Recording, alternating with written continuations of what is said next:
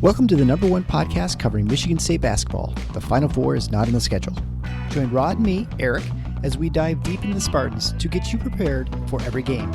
Subscribe today for in-depth recruiting updates and fantastic interviews with today's important college basketball personalities like Robbie Hummel. Thanks for having me. I have listened to your guys' podcast numerous times on drives throughout any Midwestern Big Ten city. So I am big fans of your guys' work. Jay Billis. And next time, hey, if anybody in Michigan wants a December tea time, call me. You wimps won't show up, but I'll be there. I'll be there and play in the cold. And Izzo will be in front of the fire with hot chocolate. Coaches Thomas Kelly. No problem. Glad to be back, man. Glad to be back. Mike Garland. Just can't sit there and trade twos for threes. You can't do it. You're gonna lose. Coming down the stretch, you're gonna lose. And more.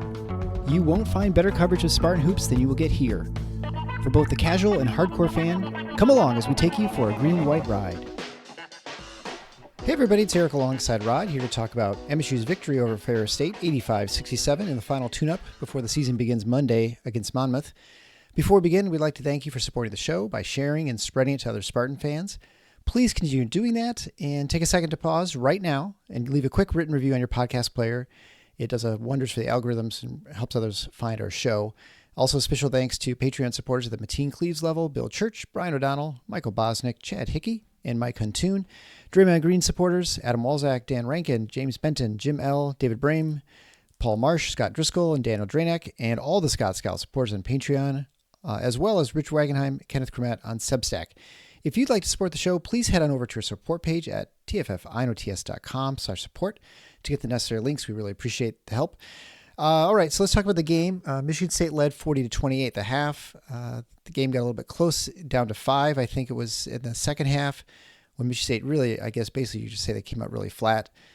They eventually took control and pushed the lead out as far as 21. And I think, my wife and I were in the stands and our comment, it certainly seemed like when Coen Carr was on the floor, it was a different team, not only in the first half, but especially in the second half. I mean, that was sort of the juice they needed. And Kohler, I thought those guys brought a lot of energy. And I don't know where you want to start here, but I think there's definitely going to be some questions as far as, what roles players have, because we saw some pretty amazing things from the freshmen. They had 17 points between them, Richardson and Teng. And I don't know, they didn't play many minutes, and and they had a pretty big impact in the game. They looked pretty good. And some of the seniors maybe not quite so much. So what are your thoughts? Well, I think there were, as with most games like this, there were some positives and some negatives. Right. I've seen Izzo's post-game press conference. He said that he blames himself for a lot of what happened in terms of momentum stalling out because they had specific lineups they wanted to look at. Right. And I think that that's true. And I think that did have something to do with the erratic nature of the game for Michigan State. But there were positives, plenty of them, which we're going to talk about. There were also some negatives. And apart from lineup combinations, which honestly, it's an exhibition game. Yeah, right. If there are issues regarding that starting next week, we'll talk about it. Until then, come on. Yeah. Were there people complaining it's probably the mag board, right? People complain about certain lineups and yeah. No, more than that. Twitter, all the rest. We'll ignore those comments. Go ahead. Look, here's the thing. My list of positives in this game. I'm going to start out with two that I think were really, really important. The first was offensive rebounding. Yep. I mean, that was a great offensive rebounding performance. We'll come back to it when we look back at not the keys, but the things to pay attention to in this game. We're not quite ready to call them keys in an exhibition game. But Michigan State was really good there. But something else that I was really, really struck by was the way Michigan State attacked the basket, particularly two guys who were not known for doing that last year, and that's Xavier Booker and Coen Carr. Mm-hmm. Yep.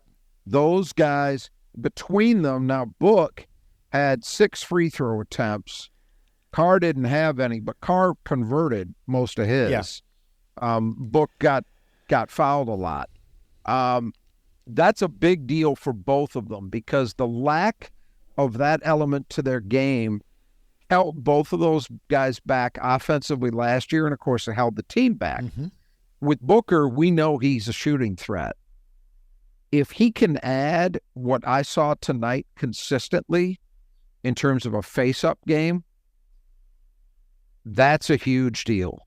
It's a huge deal because for him to be a consistent impact guy, it can't just be threes. Mm-hmm. Right. There's got to be another way that he scores. And I don't see a lot of reason to expect that he's suddenly going to be providing a lot of post-up offense. So it's got to come some other way. And one other way it can come is via attacking his man off the dribble. And we saw him do that, draw a lot of contact, and then he went 5 for 6 when he got there. With Carr, he didn't even have the jumper last year. So basically his offense was limited to dunk opportunities via, baseline screens and transition play, and occasionally an offensive putback, although he didn't really do as much of that as you might have hoped for. Right. Now we're seeing an entirely different deal. And it wasn't just tonight. We saw it in Spain as well. If he can continue to get to the rim the way he's showing he may be able to this year, that's another big deal. Because both of those guys are going to draw contact. So MSU, look at the free throw attempts. 28 free throw attempts tonight. And they hit 22 of them, so they shot a good percentage as well. But the attempts is the bigger thing for me. Fidler had 7. We know he's going to do that. That's one of the main reasons they brought him in. But those other two guys, if they can show on a regular basis what they did tonight, I think that is a bullish sign for this team. Now, you could say, well, it's a D2 team. Okay. And we don't know yet for sure because of Ferris's roster turnover just how good they're going to be. But I suspect history tells us that's going to be a pretty good D2 team. Yeah. Pretty good bet they're an NCAA tournament team at that level. So that was a reasonable test. Are there stiffer tests coming? Absolutely. Right. But I didn't see those guys doing that against the lesser opponents they played last year. Mm-hmm. So I'm not going to pretend that, well, that doesn't mean anything. That's a sign of progress. And it's a really, really important one.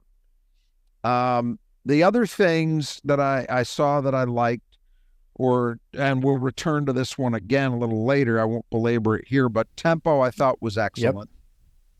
Yep. And then once again, your freshmen are now Teng didn't play a lot, and it came late. I mean, he only ended up playing 9 minutes, and he got 9 points. 2 rebounds. 5 of those came at really a garbage time. But yeah, his offensive rebounding showed up again. I think his defense showed up again. The energy he played with showed up again. The fact that he hit some shots late to boost his scoring total was just gravy. I wonder, and we'll talk about it a little bit more as we move into some of the negatives, and I think we mentioned it in the preview. I wonder about his spot in the rotation because it's going to be very difficult unless they make some decisions elsewhere, that domino effect we talked about, and you saw it for most of tonight. He was not able to get on the floor. Now, I happen to think he's done nothing but give you reasons to play him. Yeah. But they've also got to figure out, all right, if we're doing that, how are we making that happen? And it's not just as simple, unlike the way a lot of fans would like to think it is, as just saying, well, guys X and Y are playing like garbage, so just don't play them. No, it doesn't work that way. There are reasons why you are going to give every opportunity to certain guys because you need them, because of what they provide. I'll put simply, Kurt Teng is not going to go out and guard Ballo. Okay? Yeah. That's how it is. You may not like it. That's how it is. So, but somehow, some way, I'm with the dopes insofar as I think Michigan State has to do everything possible to try to find ways to get Teng at least some minutes because he does so many positive things. I just think it's going to be challenging. Jase Richardson somehow only played 11 minutes, which blows my mind because, boy, it seemed like he played more, and that's probably because he did nothing but good things while he was out there. He was perfect from the floor. Again. 3 for 3, hit 2 for 2 from threes, and then a difficult 2-point conversion in transition over Bingham, who was outstanding for Ferris State in all respects. Yeah. What did he have? He had 16, I think. 4. Well, I was looking for blocks. Oh. Yeah, he had 16 points. He had 2 blocks, but that He was take disruptive. and make that Richardson had in transition over, through, around him was the most impressive shot he hit all night. 1 assist, 0 turnovers. He had 3 rebounds, 1 offensive. I mean, the only thing he did wrong is he had a steal too. He committed a personal foul. And that is just continuing on with what we've seen from Jase throughout this trip to Spain, the Northern Michigan game, now this one. The post-game press conference tonight, Izzo has been, I think, with his veterans, and you know who that's referring to, because there's really only one. He's not talking about Frankie Fidler. It's been a lot of positive reinforcement building up. Tonight was the first time where I felt there was a little bit of standard issue tough love going on, because he said something to the effect of, if some of my veterans don't figure it out, there'll be changes. Mm-hmm. Now, I don't think he's going to elevate Jase Richardson to the starting lineup next week, but as a different circumstance, Jaden Akins is not A.J. Hoggard by any stretch. No. Okay, but if he doesn't play better, a lot better than what we've seen pretty much, what have we had? We've had 10 halves of basketball. Yeah, sure. I'd say about 9 of those 10 halves. If he doesn't play better than that, I don't think it's going to take very long to see some changes in terms of playing time allocation. Because I'll tell you this, I will be shocked if we see Jase Richardson regress. I've seen enough. I've seen enough. I know what his background is. I know what he's done as a young player, but I think growing up with a father who played at that level, I think he understands some things that maybe not everybody does. And so that maturity that he plays with, I don't think is coming about by accident. And because of that, I don't expect his play is going to suddenly regress, and we're going to be saying, oh boy, it's freshman time, and he's hemorrhaging turnovers and taking bad shots and getting blown by on defense. I don't think we're going to see it. So some guys are going to have to pick it up. A guy is going to have to pick it up because Jase Richardson's coming. And he has done nothing, 0, to not warrant expanded playing time thus far, in my opinion. Somehow, some way, they got to get him more than 11 minutes. Yeah. And I don't know how that's gonna come about, but it's going to happen sooner than later, in my opinion. So both of those guys, I think, just continue every time they get an opportunity. They continue to stake a claim, and eventually it's going to be down to guys in front of them in the rotation to decide, all right, am I going to respond to this, or am I going to let a freshman come claim some of my role? Because if it's me, I'm playing the guy who's producing, and right now those 2 kids are producing. And the best part is, with freshmen, as I say, you're normally worried about, well, are they going to have those errors in judgment that are a result of a lack of experience? Are they going to go through some growing pains physically or defensively? I don't see any of that stuff from those 2 guys. The reason I'm so impressed is not that they're going out there like Coen Carr last year or Xavier Booker. Those are 2 good examples. Both of those guys could do things that you could see the ceiling and you're like, wow. Yeah. But you also knew it came with some real limitations. These guys, they don't do spectacular things. They just do sound, smart, poised basketball. They play that way at all times. Yeah. And that's what you need to win. So very impressed with those two guys. So I think that covers all the positives. If we want to talk about the negatives, we got to talk about the 5 spot. Okay. And it's not where people are normally screaming, the offensive end. Now, as it stands, Cooper had 4 points, 2 for 2 from the floor. Zapala really struggled. He was 1 for 5 from the floor, 0 for off the line for 2 points. Turnovers, fouls. But that's not where my issue is. My issue is defense and rebounding, which are the things that they absolutely have to have from those guys. Have to. Were horrible. Zapala, we've seen him play better than this. Mm-hmm. So my assumption is he got knocked maybe out of sync by those, which, moving screen calls, I think are. I think one of them was real and the other two were shaky. Yeah, and that would be my take. And it happens way too frequently. But regardless, they happened. And it's not an excuse. I'm just stating what I saw. Mm-hmm. He had a couple of them early, and I don't think he ever really got into the flow of the game after that.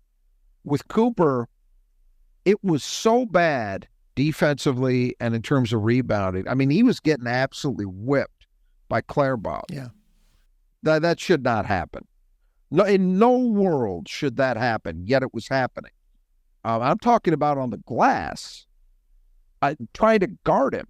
The things that we know, when people bitch about Carson Cooper, what they're talking about is the offensive end. Oh, he's got bad hands. Oh, he can't hit a half hook in the middle of the lane. That's what they're complaining about.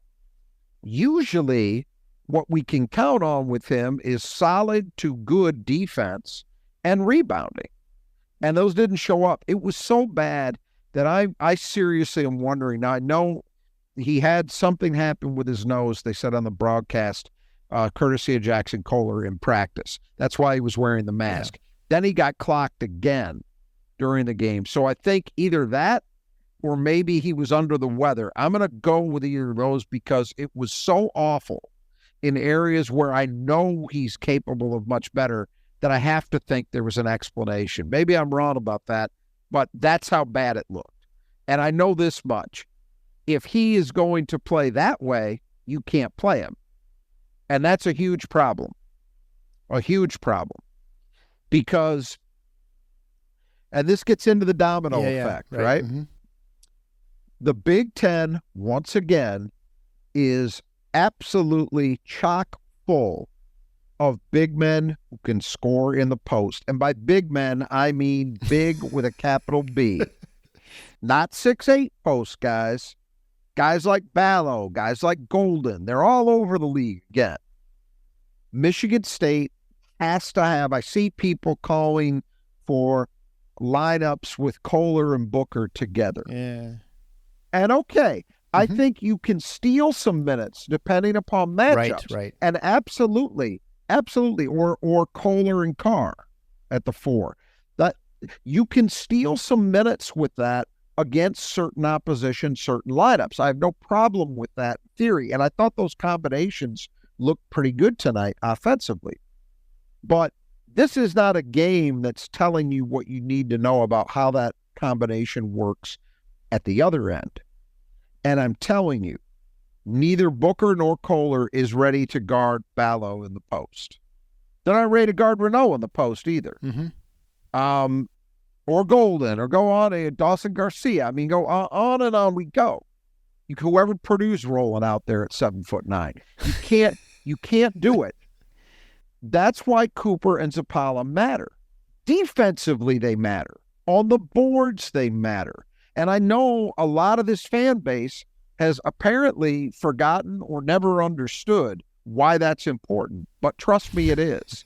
And so I'm of the opinion that despite the fact that it looks like it could have, I think maybe the answer is it's maybe one of those guys and not both. I don't know. It kind of depends on how many minutes they can steal with someone like Kohler at the 5. Mm-hmm.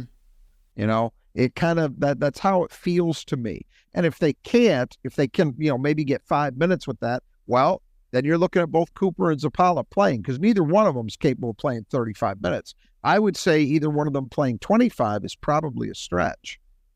So you've got to figure it out. And then that's going to have an impact on Coen Carr's role. It's going to have an impact on Teng and to some extent Jase Richardson. Right. Which is unfortunate. And I would be moving heaven and earth to find a way to make that all work. But right now, that's going to have to happen, in my view. Those guys have to play, and they got to play a lot better than they did tonight. Because it was really bad in the end. Again, I don't give a about how many points they scored or didn't score. That's not particularly important to me. It's the way they didn't defend. It's the way they didn't rebound. Those are the things that worry me, because it's got to be a lot better than that for this team to hold up. Yeah, I'll mention a few positive things that you didn't touch on, which I think probably are worth mentioning as well. I thought, on the offensive side with the 5s anyway, I mean, I know they were scoring some more, but I think the difference this year over last year is, we talked about it before, is just that the ability to get those dives to the rim and for the guards to find them and put them in much better position to, get a few buckets, right? Not scoring 25 points or anything, but Cooper had a couple and Zappala had one. I think he fumbled another one. He got fouled on another one. Anyway, so there are definitely opportunities there for those. And so I think you see a difference in just a point guard play with Holloman and Fears both looking to actually utilize their 5s to attack the rim. 100%. And I would say also, the other thing I'd say is both with Fears, more so in the second half, I think, than the first half, and Trey throughout the whole game, the speed with which they got into their offense and to start setting up plays was at least 5 seconds faster. Like it just felt like they just moved at a faster pace. That's outside of just the fast break, obviously, but we're just talking about like a regular half court set. They just were moving and attacking faster, and there were just not as many like late shot clock situations where last year you had Walker could bail you out, obviously, but this year I don't think you have that at this point. I mean, Fidler might be that guy eventually, but anyway, they're just getting into things a little bit faster. Maybe that's Ferris State and the ability of, that Fears is able to get to the basket more, but I think there's just more purpose as opposed to just sort of like aimless dribbling. It was like purposeful movement, everything. You don't ever look. There were occasional possessions that bogged down, but they bogged down because, Fidler would try to make a move into the lane and he just wouldn't have a clean look. That's the stuff you can accept. The dribble-itis 30 feet from the basket is what really grinds my gears. And you're right, we didn't see any of it. I just thought in general, those guys did, and Jase Richardson too, because he also played a few point minutes. All those guys did a really good job of just keeping tempo where it needs to be for this team. Because I agree with you, this team needs to play fast. It needs to play as fast as it can. Yeah. Within reason. And I thought they did a pretty good job of that. So I'm with you on that. I'm with you on the lob stuff as well. There's no question that it looks better. And it looks better with multiple guys. Right, yeah. And the shooting obviously wasn't as good. And I would just point out, the point guards, 18 assists if you throw Richardson in there with 2 turnovers for the game. So pretty good. And they probably had a couple more they should have had that just were wide open shots that people were missing. Yep. So, I think overall, I think it was very good. I think there's a lot of promises team. And I think the one thing I was turning my wife at, Coen Carr played 20 minutes, but you felt every single minute that he was in that game. I mean, that guy brought a level of energy and just what we expected last year, but he was out of position, or he would have some liabilities, like you mentioned, and defensively he'd sort of fog out or whatever. There wasn't that today. He was impactful. And he didn't get a lot of rebounds. I think he got credit with 4 rebounds, 2 offensive and 2 defensive. But his hands, he's tipping it. He's all over the place. Yeah. And when they came out of the locker room in the second half, they looked pretty bad. I mean, the starters came out and they just didn't look good. They made that change at, I don't know, it was like 15-minute mark or something like that, and just doing nothing. And Ferris State had cut their lead. Carr comes out, Kohler comes out, looks like a totally different team, and then from there on, they kind of just cruise in. But I think his energy to your point, there are a lot of really talented players here, and if you're not playing, if you're dogging a little bit or something, you're just not going to find minutes on the court. I don't think. I mean, because at some point it's a meritocracy in this with Izzo. Ultimately, he'll reward people who are doing other things. And the only thing I'd say in Akins' defense is, yes, he was 1 for 5. I don't know how many times he got close to the rim and they just didn't continue attacking. It was kind of weird. He had 5 rebounds. He had a couple offensive boards, a couple assists, a couple steals. I think defensively he was okay. It just was, that he's just got to be better offensively and at least figure out who he is, right? Here's the thing. Normally, I would say, well, he's still guarding. He hit the glass well in this game, right. So he's doing those things that they need. And normally you would say a younger player who might offer you a little bit more offensively is going to lack in attention to detail in those areas. Exactly. They'd say, well, you still got to play Jaden. Well, I don't think that's the case. Yeah, now you get the other guys to do both. Now, I'm not quite ready to say Jase, Richardson, or Teng can guard quite as well, quite as consistently as Jaden Akins. But from what I've seen, I don't think they're that far off. Yeah. And they're just playing much, much better offensive basketball. I mean, that's the truth. Mm-hmm. I've been saying this, and I know we talked about it in I guess it's going to go up, in another day or two, the MSU season preview, which we've already recorded prior to this game. But everything I said still stands for me. What matters here, I don't care about whether Jaden Akins is option 1 or option 5. I really don't. I care about him being efficient and productive in the role that he's in. And I hate to say it because I was someone who believed that he had it in him to get there in a different, more expanded role. But we are not seeing evidence of it. Mm-hmm. And unfortunately, what's also happening is I don't think he's yet, at least, playing in a way that would allow his other skills to shine through. That's all I want to see. If the bottom line is, hey, Jaden Akins has got to really be just a spot-up shooter and transition guy. That's what he is. Then let's let that happen. Exactly. Now, other guys got to do their parts. These other players have to be effective penetrating the ball, driving kicks to get him spot-up opportunities. All that's got to happen. It's not just down to one guy. But I'm just not seeing evidence that he's ready to do the things that they've talked about for the last couple seasons. I'm just not seeing it. And it's a shame. I wish it were otherwise.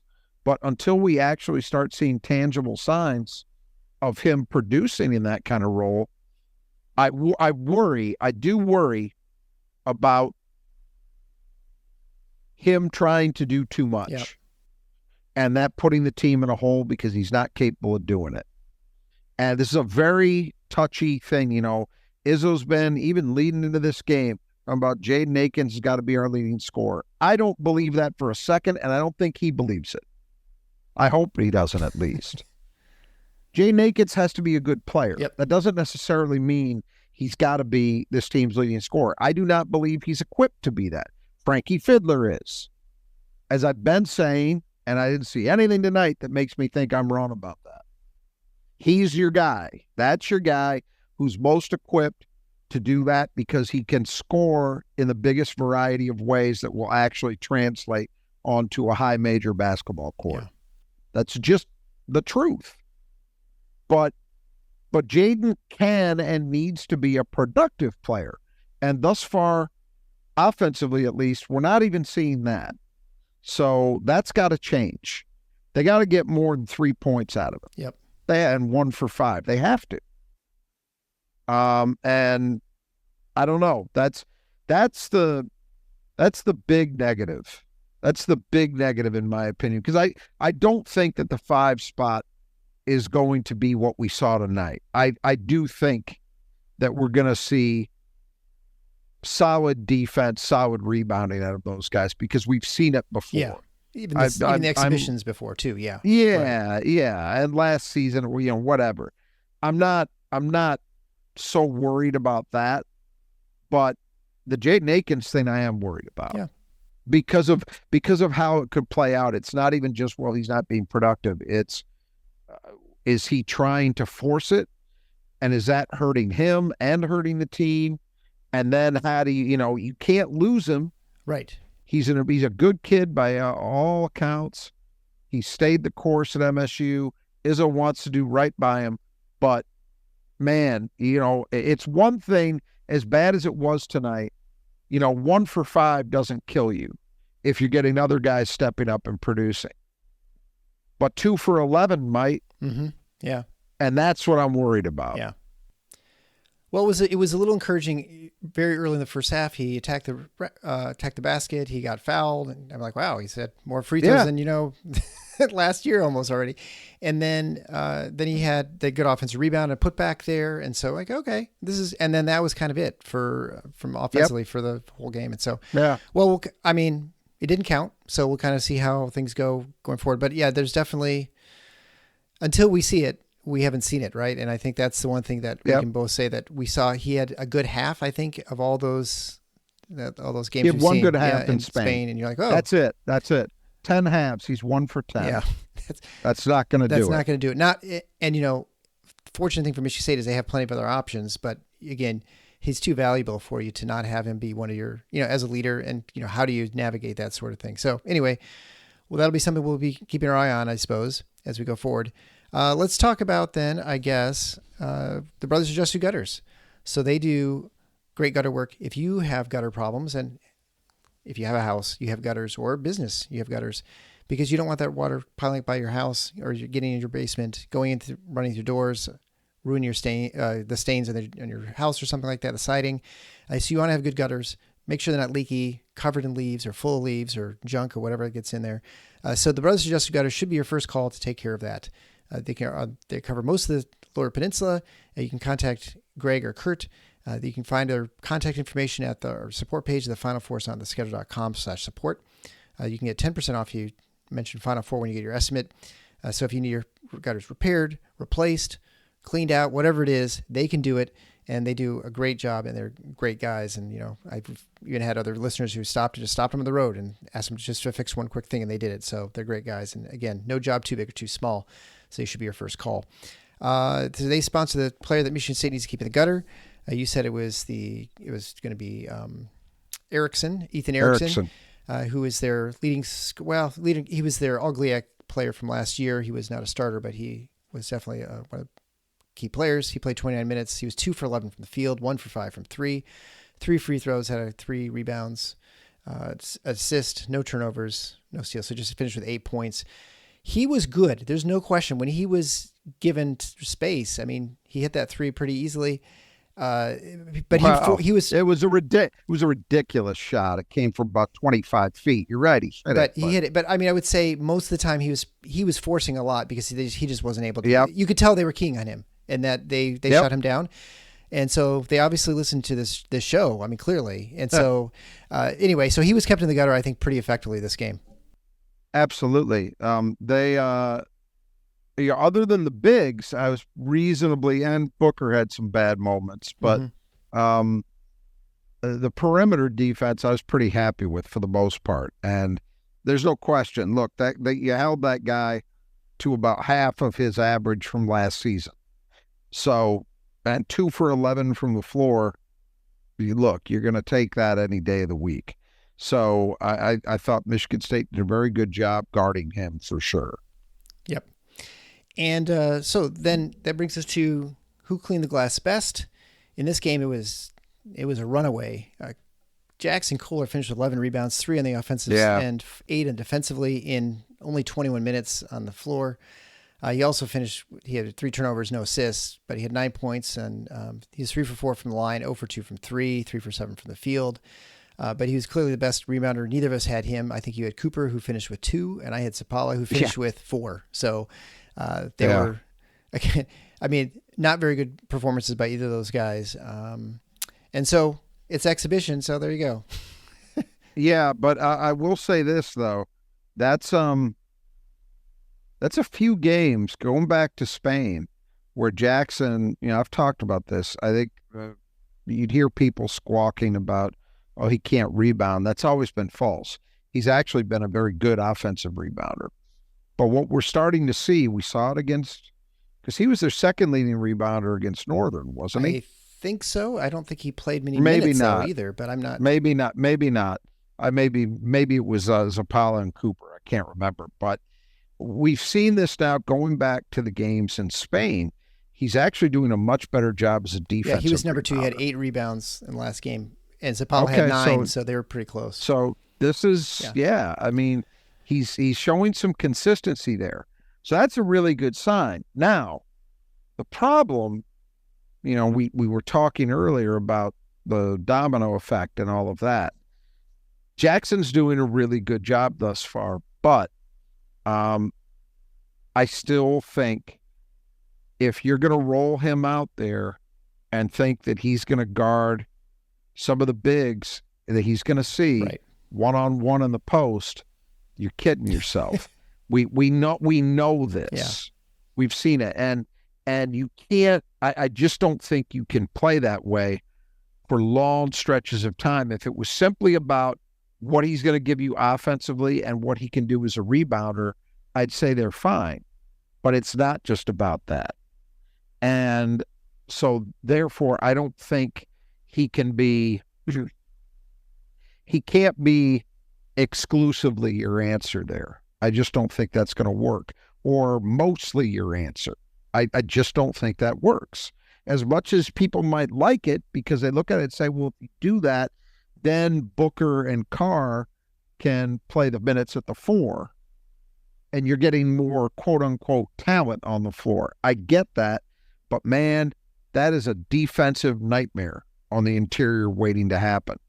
So that's my problem with that. It's unfortunate because Jaxon really has made progress as a rebounder. We're seeing it.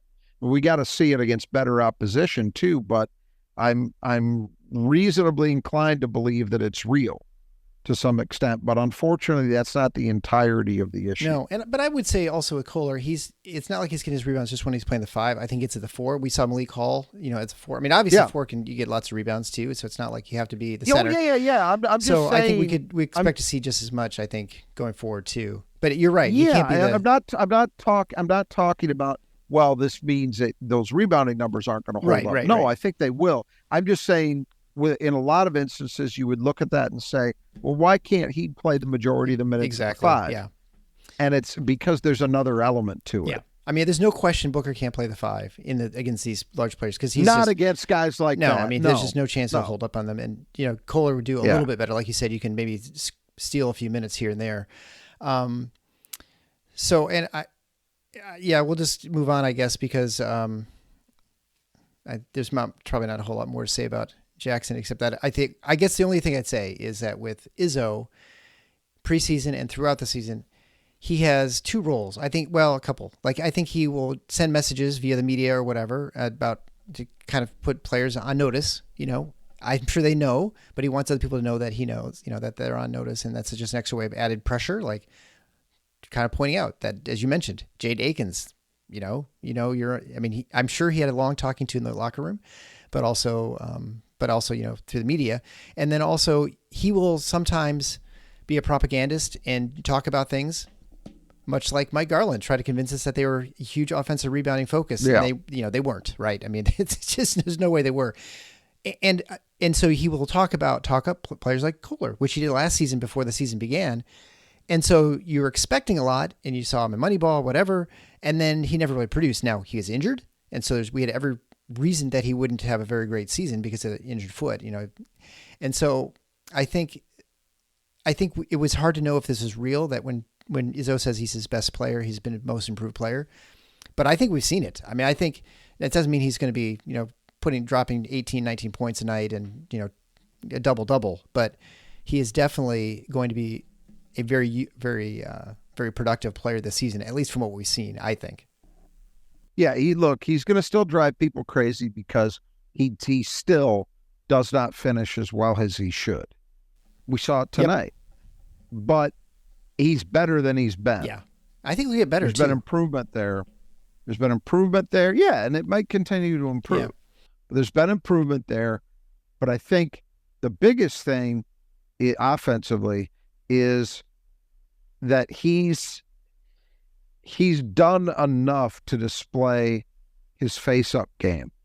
Like, that's real. Yeah. I'm not saying he's going to go out and shoot 45% from three, but that's real. Mm-hmm. And that, even if he's hitting 12-footers, that's real. And that's going to help in terms of his ability to produce for this team. So he's a really important piece for sure.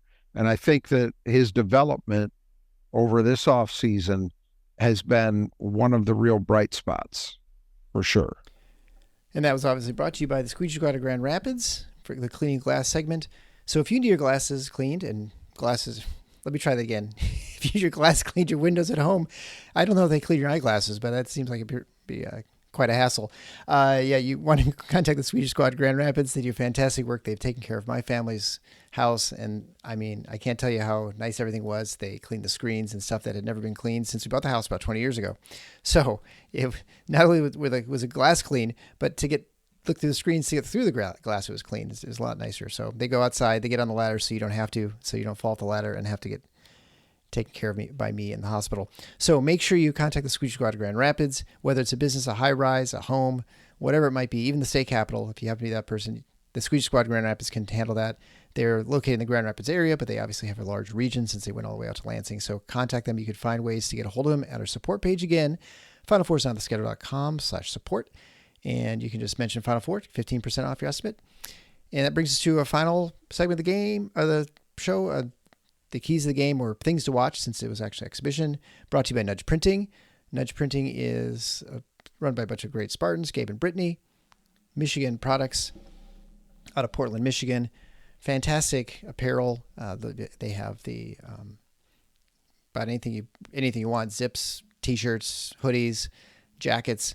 They got all the apparel, all the logos, both vintage and current ones. Super comfortable, very, very. They're my favorite. I mean, I wore one tonight, and so I don't know, they look great. And you can't go wrong. You get 20% off if you're a listener to the show. So just type in Final Four as one word at checkout. And that's at nudgeprinting.com. They've got a massive amount of selection, not only just Michigan State, but also other schools in the state of Michigan and elsewhere. So you should check it out if you're maybe a family divider, you got some relatives, you're looking for something for Christmas. And they also have the brand new hats, which Gabe put a lot of time into, those custom hats, which are super sweet. Okay, so the first thing to watch, health. They win. We'll just put a check mark by that. No one got hurt, as far as I could tell. Give or take Carson Cooper. Yeah, well, that's true.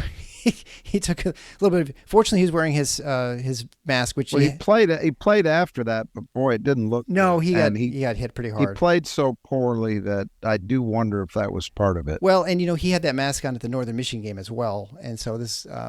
So it's got to be hard playing with that thing, which I know the guys do it all the time, but it can't be easy. And then I think the kid from Ferris got hurt.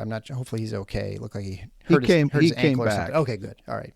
I believe so. I believe he came back into the game. Hamilton. Yeah. Who was really, really good for them. And so the second key to the game is Super Bowl. So Ferris State, I thought, played really well. They look like a really good team. I mean, it's always hard to tell, but like comparing them to last season playing Hillsdale was just clearly way overmatched. They didn't have, and they just weren't able to get much done.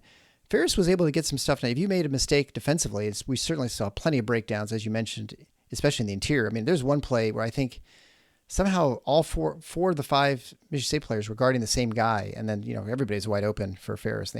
But they converted most of those. They didn't get a lot of them, but when they did, they converted them, and they hit a pretty good rate with like 30. They shot 41% from the field at 35% from the three, 70% from the line. I mean, so they were pretty skilled team. Yeah. Look, I'm no expert on the GLIAC or on D2 basketball, but there are guys on that team that I think could definitely play at the D1 level. I was really impressed with Michael Bainham. Yeah. He was really, and he didn't play at all last year. He was really, really good. That guy, to me, if you'd said, that's a 6'8" forward playing for, a Horizon League team, I wouldn't bat an eye. Mm-hmm. He had 16 and 3, 2 block shots, 7 for 11 overall, 2 for 4 from 3. He can play. Yeah. And we talked about Erickson. Michigan State did a really good job holding him down, but he's obviously a player for them. I thought Hamilton, their point guard, 3 for 6 from 3. He had 11 points, 4 for 10 overall. Had some problems. I thought Michigan State's defense got to him at times, but that kid can play. And then Clarebot, I'll tell you, now we talked about 7 minutes a game, and he played 26. He didn't play very much last season, but I had a feeling, you got a 7-footer. If he was good enough to actually play for an Elite Eight team, even on a limited role, it's not crazy to think he might step up into a bigger role the next season. And it sure looks like that's what they're preparing to do. And look, he had 11 and 7 with a block, 5 for 9 from the floor.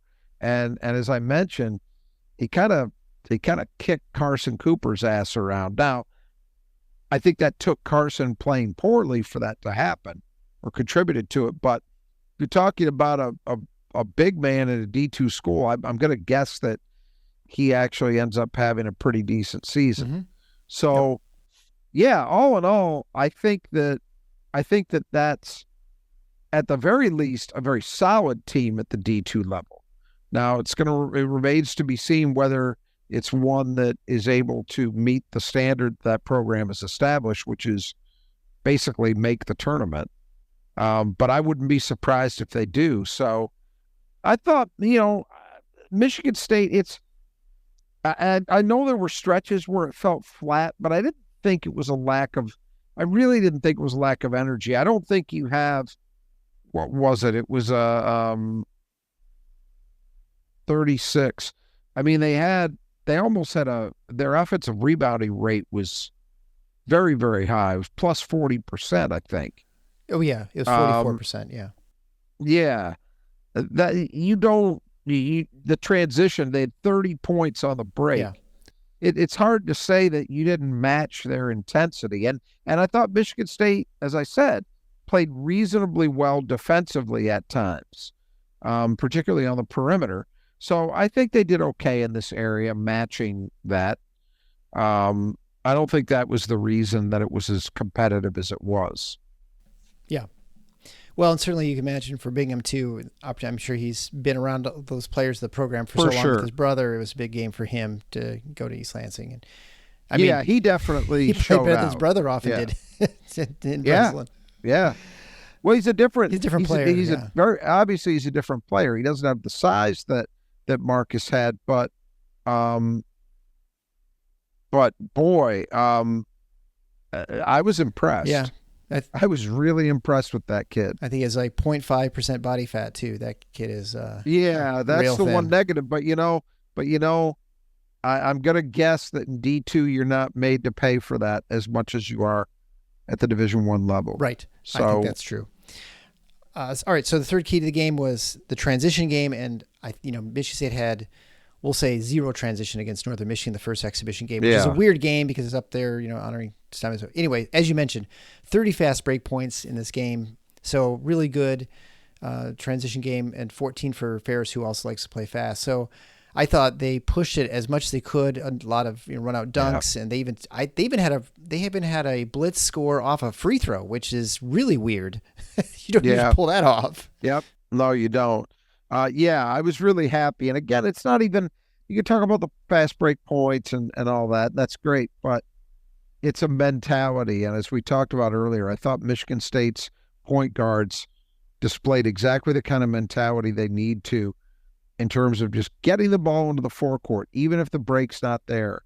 get into your offense quickly. Yep. I thought that was all pretty good. And the fourth key of the game was the offensive boards. Again, it was not good against Northern Michigan. As I mentioned before, Michigan State had a 44% offensive rebounding rate, which means with every miss, they got their rebound 4% of the time for a second shot. Unfortunately for the Spartans, despite getting 16 offensive rebounds, they only scored 8 second chance points, which is almost impossible to do. It was weird. It was weird, but they had several of those where they'd get like 3 different chances to score and come away empty. Yeah, and all good and like good 3-point looks. Yeah, it was just one of those things. And then Ferris, but very, very balanced though. When you look at it, Kohler had 3, but then they got 2 offensive rebounds. These are the guys who got 2. Teng had 2, Carr had 2, Zapala had 2, and Akins had 2. So that's 4 guys with at least 2. Yeah. And then Kohler with 3. So it was a team-wide thing, is the point there. Yep. But yeah, you can't complain about that. Yeah, they were punishing them. Yeah, strangely enough, Ferris had a lot less offensive rebounds. Only offensive rebound was 24%, which on a defensive rebounding standpoint was excellent for Michigan State. So that's really what you love to see. Yet they gave up 12 points. They still had more points off the second chance. And then the final thing the final key to the game was poise, and that was turnovers. 14 turnovers, but again, there were a couple of those offensive fouls. I think they're really like 12. Well, Zapala had 3 alone on offensive Yeah, one of them was fouls. a real offensive foul. The other 2 were like total baloney. So I don't know. I mean, it was not great, but not terrible, especially for getting 30 fast break points to only have, a few. They didn't really turn the ball over much on fast break that I recall. Look at your guys that you're asking to handle the ball. Fidler had 1. Fears had 1. Holloman had 1. Holloman had 1. Richardson had 0. Yeah. That's pretty good from the guys. You're going to have Zapala with 4, Kohler with 3. Some of that's offensive foul nonsense. Yep. And it's just, 14's not ideal, but it kind of felt like the Northern game, except a little more excusable because you played the game at a much faster tempo. So not great, but not bad. And then other things to note, I think, a great moment. I don't know if you caught this on TV, but you know how the Izzo will taunt the coach every time they sort of complain about a call, and they kind of go, hey. And so then Andy Bronkema started playing up the crowd, and he was sort of pointing to the crowd back and forth. And so they's getting them to sort of chant, hey, hey. It's pretty funny. They didn't cover that on the broadcast. That's good to know. But it was pretty funny. He got into the game, which was kind of funny. It's an exhibition, right? Look, I mean, I'm sure Ferris is nowhere near a finished product either, but I'm impressed with some of the shot making that he's got on that team, and I suspect that they're going to tighten it up. Their transition defense, let's be honest, was awful. I mean, they were just awful. Yeah, in that respect, and they can't be very happy about their defensive rebounding, even though Michigan State, physically has a big physical advantage. You still 44% offensive rebounding rate. That's, there are things he's, I'm sure, not happy about, but that's a good coach, and I suspect that's going to be a good team before it's all said and done. Well, as Rod alluded to before, we are dropping our Michigan State deep dive tomorrow, so make sure you give yourself a day or 2 to listen to that. Make sure you share it with all your friends. Is always our most popular our episode where we get down into, dive deep into all the players and what we expect from them this year and what we expect from Michigan State. Also, it was nice just to have an ice cream cookie back in my hand, and so that was they were really good. They were extra fresh. I don't know, it's kind of weird, but so maybe I just hadn't had one in a while. So that was a great part of the game as well, with a very small crowd. So anyway, we'll be back then also for the next pregame will be before the Monmouth game when the regular season begins. And so until next time, the Final Four is on the schedule. Go Green.